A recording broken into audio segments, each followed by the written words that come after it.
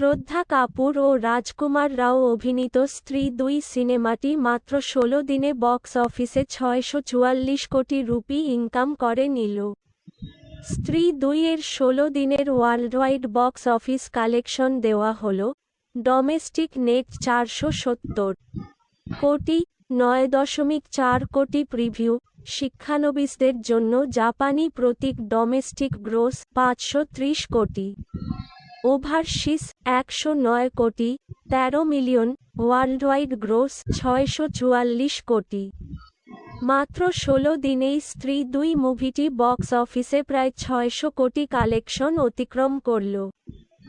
এই মুহূর্তে রাজকুমার রাও ও শ্রদ্ধা কাপুরের ক্যারিয়ারে হাইয়েস্ট গ্রোসার ফিল্ম স্ত্রী ২।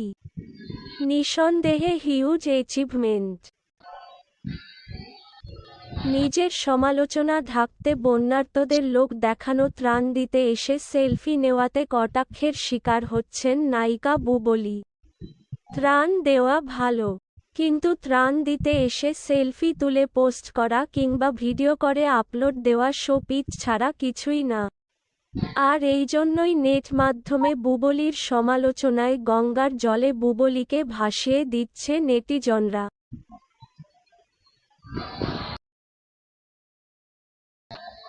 পরিচালক লোকেশ কানাগরাজ নায়িকা শ্রুতি হাসান প্রেম করছে ৬ মাস ধরে।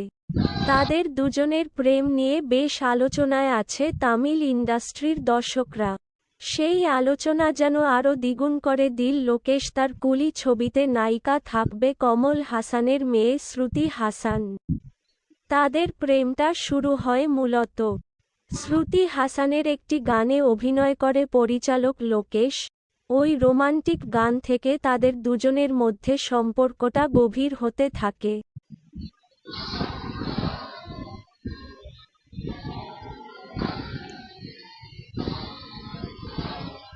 দুই ইন্ডাস্ট্রি ২ বিগ সুপারস্টারের স্টারডম লেভেল।